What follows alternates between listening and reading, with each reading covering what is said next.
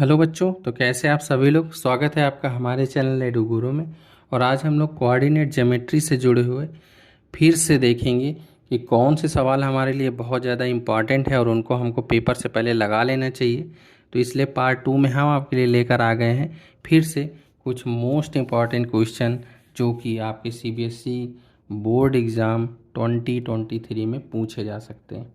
ठीक है, तो चलिए बिना टाइम वेस्ट किए, क्योंकि भाई आपके भी पेपर चल रहे हैं तो आपके पास भी समय नहीं है, इसलिए आपके समय को देखते हुए हम लोग आप शुरू करते हैं, सीधे सवाल पे आते हैं। 6 नंबर देखिए, find the ratio in which the line segment joining the point -3, 10 and 6, -8 divided by -1, 6। ठीक है, तो देखिए पिछले वीडियो में कहा भी था कि एक हमने आपको लगवाया था कि ये मिड जो भी पॉइंट जो रेशियो देता है, 2 पॉइंट देता है, तो ये जो सेक्शन माने जो इनको काटता है बीच से, उसके पॉइंट किस तरह से निकाले जाते हैं पिछले वीडियो में बताया था। अब क्या किया है, इसने वो पॉइंट को दे दिया और आपसे कह रहा है रेशियो बताओ, उल्टा है जस्ट। तो कुछ लोग ये करते हैं कि m/n लेट कर लेते हैं और फिर इक्वेशन बना के निकाल लेते हैं। दिक्कत कुछ नहीं है, सवाल इससे भी हल हो जाएगा, कोई दिक्कत नहीं है ना। आपको m और n में एक इक्वेशन इधर से मिलेगी, एक उधर से मिलेगी, दोनों को सॉल्व कर लीजिए। लेकिन वो ना बड़ा होगा। बुद्धिमानी इसमें है कि आप m/n ना मान करके इसको मान लीजिए लेट रेशियो b, कुछ भी मान लीजिए आप चाहे तो m/1 मान लीजिए या λ/1 मान लीजिए, जो भी आपका मन है, कोई भी एक चीज़ लेकर दूसरे जो रेशियो है वो उसको 1 मान लीजिए। ठीक है, इससे सवाल हमारा बड़ा नहीं होगा, आसान होगा, अभी आपको खुद समझ में आएगा। अब देखिए, मान लीजिए इसी को हम मान लें। ठीक है,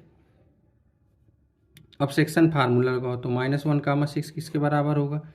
अब ये पॉइंट है लेकिन हमको उसी तरह लगाना है, तो हमने m/1 माना तो m के साथ x2 आएगा, यानी 6m।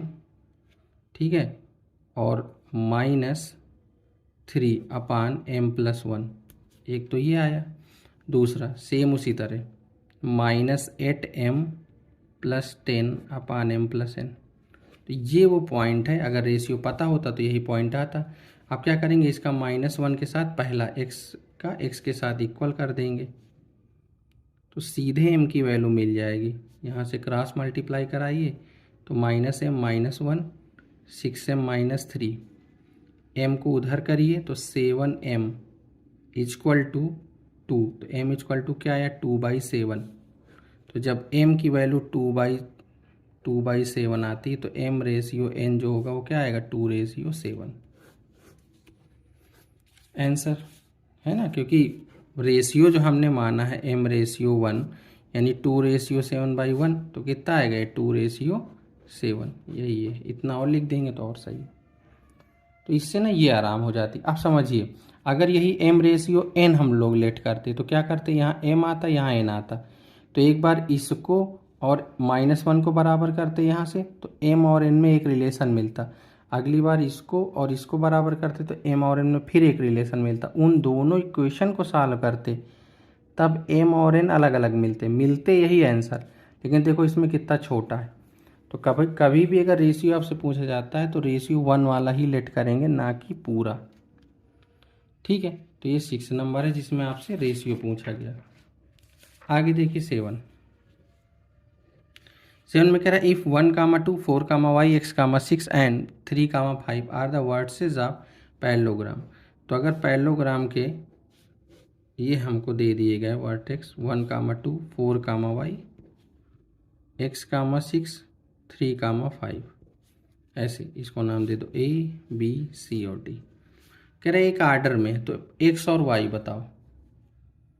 तो क्या कौन सी इसमें, अब देखिए यहाँ लगेगी पैरेललोग्राम की थ्योरम की। ऐसी कौन सी चीज़ हम लगा लें कि बहुत आसान तरीके से कोई ऐसा रिलेशन बना लें कि x और y निकाल लें, है ना। इनको और ये पैरेलल होती है, लेकिन वो हमारे कोर्स में नहीं, वो 11th का पार्ट है, तो उससे हम x और y निकाल नहीं सकते। दूसरी क्या होती है कि ये और ये इक्वल होती, तो ये तो भैया इस साइड को निकालो और इस साइड को निकालो, इन दोनों को इक्वल करो तो x और y में एक रिलेशन मिलेगा। फिर इन दोनों को इक्वल करो तो एक रिलेशन मिलेगा, उन दोनों को सॉल्व करोगे तब कहीं जाके x और y निकलेगा। बहुत लंबा प्रोसेस है। तो थोड़ा स्मार्ट वाला दिमाग लगाते हैं और देखते हैं कि पैरेललोग्राम जो होता है ना, उसके जो डायगोनल होते हैं वो क्या करते हैं, बाइसेक्ट करते हैं। बाइसेक्ट का मतलब ये वाला भी आधा, ये वाला भी आधा, इधर का ये आधा और ये आधा। ठीक है, तो जब बाइसेक्ट करेंगे तो ए और सी का मिड पॉइंट क्या होगा, ओ। इसी तरह बी और डी का मिड पॉइंट क्या होगा, ओ, है ना। तो यहाँ से यही लिखेंगे कि coordinate of O for A C के लिए ओ के कोऑर्डिनेट क्या होंगे, क्योंकि ये मिड पॉइंट है तो क्या करेंगे, 1+x/2 कामा 2+6/2। मिड पॉइंट के ही तो कोऑर्डिनेट होते हैं। तो 1, x/2 और यहाँ से 4 आ गया, ये ओ के हो गए। सेम यही इधर करना है, coordinate of O for B D के लिए करेंगे। तो देखो 3+4/2 कामा 5+y/2, तो ये आ गया 7/2 और 5+y/2।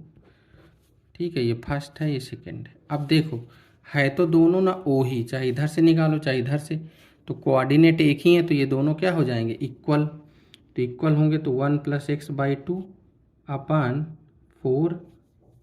ठीक है, ये इक्वल हो जाएगा किसके, 7/2 5+y/2, दोनों कोऑर्डिनेट एक ही हैं। तो देखो इधर के x का इस x के साथ इक्वल हो जाएगा, तो जब x का x के साथ करेंगे तो 1+x/2 किसके इक्वल होगा, 7/2 के, तो 2 से 2 कट जाएगा, x इक्वल टू कितना मिलेगा, 6। इसी तरह y का करेंगे तो 4 इक्वल टू 5+y/2, तो y इक्वल टू कितना मिलेगा, 8 - 5 3। ठीक है, तो x और y की वैल्यू क्या आ गई, 6 और 3। आने को उससे भी आते डिस्टेंस वाले से, लेकिन दरअसल वो क्या है, बहुत बड़ा हो जाएगा। और ये लगा ही सकते हैं क्योंकि मिड पॉइंट तो हमारे में निकालने का है ही है कोर्स में, तो हमने यही दिमाग लगाया कि डायगोनल बाइसेक्ट करते हैं तो इधर का ये मिड पॉइंट इस लाइन के लिए, इसके लिए ये ओ है, दोनों के लिए ओ ही है, दोनों को इक्वल कर दो तो देखो कितनी जल्दी आ गया, है ना। तो सवाल लगाने में यही है कि सवाल लगा तो आप 10 विधि हो सकते हैं, बहुत सारे मेथड होते हैं, लेकिन आपको परफेक्ट कौन सा लगाना है कि कम समय में बढ़िया लग जाए। तो 7 नंबर इस तरह से लगेगा आपका। उसके बाद आप समझते हैं 8 नंबर। ये सब बहुत अच्छे सवाल हैं, मान लीजिए, और पूछे भी जाएंगे, जब आप पेपर देखेंगे तो खुद समझ जाएंगे। Find the coordinate of a point A where A B is the diameter of circle. तो कह रहे एक सर्कल है, उसका ए बी जो है वो डायमीटर है, ए और बी।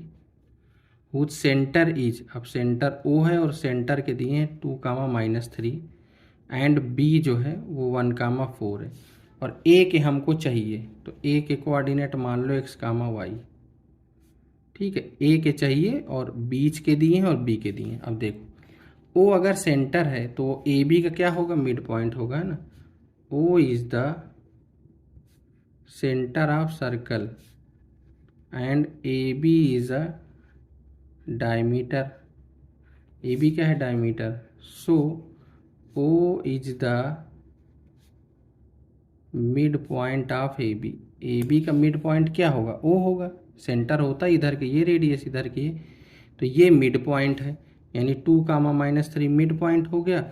और आपको इनके और इनके मिड पॉइंट निकालने हैं, तो x+1/2 और y+4/2, और यही मिड पॉइंट क्या है, ओ लिखा है, तो ये एक एक करके इक्वल कर लो। तो y x वाला पार्ट x के साथ इक्वल और y वाला y के साथ, 2 जब 4 हो गया, x इक्वल टू 3 आंसर आएगा।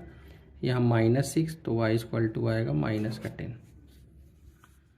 ठीक है, तो इस तरह के भी आपसे सवाल पूछे जा सकते हैं। यहाँ पे आपको दिमाग जिसका काम कर गया कि भाई मिड पॉइंट होगा तो सवाल लग गया, नहीं तो भटकते रहो। ये तो बहुत छोटे सवाल है, कोऑर्डिनेट में इतने बहुत आपसे पूछे भी नहीं जाएंगे, बहुत कठिन टाइप के। ठीक है, उसके बाद देखिए 9वां नंबर लास्ट। उसके बाद आपको कुछ चीज़ें इसमें बतानी है, तो उनको भी ध्यान से समझेंगे। पहले ये वाला सवाल हम देखेंगे, उसके बाद कुछ चीज़ें इसमें जो बचती हैं उनको समझिएगा। पहले इसको लगा लेते हैं, find the area of rhombus. तो रोम्बस का एरिया निकालना है, ABCD, और ये 3, 0, 4, 5, -1, 4 -2 कामा -1 ये दिया है, ठीक है। और ये कह रहा है कि एक आर्डर में लिए जाते हैं, एरिया निकालो। सबसे पहली बात आती है कि रोम्बस का एरिया होता क्या है, ठीक है। तो रोम्बस का एरिया क्या होता है, 1/2 मल्टीपल ऑफ डायगन, ठीक है ना। तो इसमें क्या करना पड़ेगा, हमको डायगनल निकालना पड़ेगा और उनका मल्टीप्लिकेशन करना पड़ेगा। प्रोडक्ट ऑफ डायगनल का हाफ ये होता है एरिया। तो सबसे पहली बात तो यही कि इसके डायगनल निकालो, यानी सबसे पहला काम है कि आप AC निकालो, BD निकालो, फिर आगे की बात है। तो AC के लिए क्या करें, ये इसको x1 y1 x2 y2 वही डिस्टेंस फार्मूला, यानी 3 -1 तो हो जाएगा +1 और 0 -4 का होल स्क्वायर, इसको निकालो तो 4 का होगा 16, ये 16 होगा तो क्या आएगा 2 और नहीं ये हो जाएगा 32, ठीक है, रूट के अंदर। और इसको बाहर निकालेंगे तो कितना आएगा 4√2, ठीक है। BD निकालिए, तो किसी को भी पहले मान ले, इसी को x1 y1 मान लो, तो 4 + 2 का होल स्क्वायर 5 + 1 का होल स्क्वायर, तो 6 का होगा 36 और ये भी 36, ठीक है। तो ये हो जाएगा इतना और ये यहाँ से जाएगा 6√2, ठीक है। ये दोनों निकल आए। उसके बाद क्या करना है, हमको लगाना है एरिया ऑफ रोम्बस। तो एरिया ऑफ रोम्बस क्या होगा, 1/2 प्रोडक्ट ऑफ डायगनल, तो 1/2 प्रोडक्ट ऑफ डायगनल मैंने 4√2 और 6√2, ठीक है। देखो √2 मिल के क्या हो जाएगा, 2 हो जाएगा, 2 से 2 कट जाएगा, कितना आएगा 6 और 4 24, कुछ आपको दिया नहीं है तो इतने यूनिट स्क्वायर, ये आपका आंसर होगा, ये ज़रूर लिखेंगे, ठीक है, क्योंकि इसके कभी कभी नंबर कट जाते हैं। तो ये है रोम्बस का एरिया निकालना। क्या करना है, केवल डिस्टेंस फार्मूला लगाना है और निकाल देना है। इसमें और है ही क्या, आप इक्वी डिस्टेंस के सवाल लगाते हैं तो डिस्टेंस फार्मूला है, बस वही 1-2 चीज़ें वही घूम घूम आती। तो ये 9 जो सवाल थे ये आप समझ गए होंगे, इतने ही इम्पॉर्टेंट सवाल हैं। पिछले वीडियो में हमने लगवा दिया आपको 5 सवाल और इधर इसमें 4 सवाल। कुछ चीज़ें आपको 1-2 समझ लेनी है, मैं आपको जल्दी से कुछ चीज़ें बता देता हूँ। एक सवाल आते हैं प्रूफ करने को, कि आपसे 3 पॉइंट या 4 पॉइंट दे देगा और कहेगा प्रूफ करिए कि ये रेक्टेंगल है, प्रूफ करिए कि स्क्वायर है या ये। सबसे पहले 3 का देख लो आप, ट्रायंगल वाला, कि जिसे आपसे पूछ ले। सबसे पहला काम है कि जब ट्रायंगल में 3 साइडें हैं, पहला काम तो यही है कि AB BC और CA ये तीनों साइड निकाल लो, ठीक है। फिर आप देखो कि तीनों साइड अगर इक्वल हैं, तीनों, सुनिएगा ध्यान से, अगर तीनों इक्वल हैं तो इक्विलेटरल है ना, अकॉर्डिंग टू साइड वाले पहले देखेंगे टाइप। तो अगर तीनों इक्वल हैं तो इक्विलेटरल है, 2 है तो आइसोसेलेस है, ठीक है। तीनों अलग अलग हैं तो स्केलिन बोल दो। अब एक चीज़ हमको और पता लगाना है कि जो सबसे बड़ा हो उसका स्क्वायर कर दो और बाकी 2 का स्क्वायर के जोड़ दो, ये पाइथागोरस थ्योरम। तो अगर पाइथागोरस लग जाती है तो फिर उसको क्या बोलेंगे, राइट एंगल ट्रायंगल। हालांकि जब भी आपसे पूछेगा तो वो देगा कि इसको प्रूफ करिए कि राइट एंगल है, इसको प्रूफ करिए कि स्केलिन है, तो आपको बस यही साइड निकाल कर दिखाना है। अब बात आ जाओ 4 साइड वाले, तो 4 में सबसे पहले वही है AB BC CA, AB BC और CD और AD, ये 4 निकाल लो। सबसे पहला काम 4 में देखो क्या 2 कोई बराबर हैं क्या, तो अगर 2 कोई इक्वल हैं तो या तो वो रेक्टेंगल होगा या तो वो पैरेललोग्राम होगा, अगर आमने सामने के इक्वल हैं, 2 अलग हैं। अगर चारों ही इक्वल हैं तो या तो वो स्क्वायर होगा और या तो वो क्या होगा, रोम्बस होगा, इन्हीं 2 में होगा। तो अगला काम ये करना है कि जब भी कोई बने, जैसे यहाँ AB BC CD सब निकाल लिए, तो उसके बाद क्या करना है, AC निकाल लेना है अलग से 5वीं साइड। अब फिर AC का स्क्वायर करोगे तो AB का स्क्वायर प्लस BC का स्क्वायर, इन दोनों के स्क्वायर के क्या होना चाहिए, इक्वल। तो अगर इन दोनों के स्क्वायर के इक्वल है तो इसका मतलब पाइथागोरस थ्योरम लग गई, और पाइथागोरस लग गई तो ये एंगल क्या हो जाएगा 90।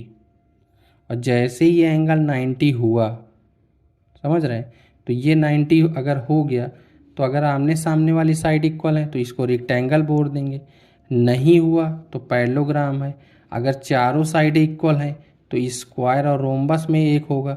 तो वही सेम कहानी यहाँ भी करना है, AC निकालो, अगर पाइथागोरस लग गई तो स्क्वायर बोल देंगे, नहीं लगी तो रोम्बस बोल देंगे। ठीक है, तो अगर आपसे कोई ट्रायंगल या क्वाड्रिलेटरल इनसे पूछे तो इस तरह से आपको साइड निकाल करके करना है। ठीक है, इसमें बस इतने ही तरह के सवाल हैं पूरे, हमने हर तरह का एक एक सवाल आपको लगवा दिया है। आप देख सकते हैं इसमें 4 सवाल हमने लगवाए, पिछले वाले वीडियो में भी हमने इसके 5 सवाल लगवाए, और ज़्यादा सवाल हैं भी नहीं, जो इम्पोर्टेंट है उनको लगवा दिया, क्योंकि अब आपके पास इतना समय नहीं कि आप पूरा पढ़ पाएँ। ठीक है, अब अगला चैप्टर हमारा ट्रिग्नोमेट्री है, उसके भी जो इम्पोर्टेंट क्वेश्चन होंगे उसको हम ज़रूर से ज़रूर लगवाएंगे और आपको ज़रूर फ़ायदा मिलेगा। अगर आप लगातार वीडियो देख रहे हैं तो ऐसा नहीं कि क्वेश्चन आपके एग्ज़ाम में वो नहीं आएंगे, बहुत सारे क्वेश्चन वही आएंगे जो हम वीडियो में आपको बता चुके हैं। ठीक है, तो अगले वीडियो में हम लोग ट्रिग्नोमेट्री के साथ मिलेंगे और उसके भी इम्पोर्टेंट सवालों को लगाएंगे। तब तक के लिए धन्यवाद, हमसे जुड़े रहिए, तैयारी करते रहिए। चैनल अगर आप सब्सक्राइब किए हैं तो किसी और को भी शेयर कर दीजिए ताकि वो भी पढ़ाई कर सकें, वीडियो के माध्यम से उनकी भी मदद हो सके और वो भी अपनी अच्छी तैयारी कर सके, उनका भी मैथ का पेपर अच्छा हो सके। ठीक है, तब तक के लिए धन्यवाद, अगले में हम लोग ट्रिग्नोमेट्री के साथ मिलेंगे।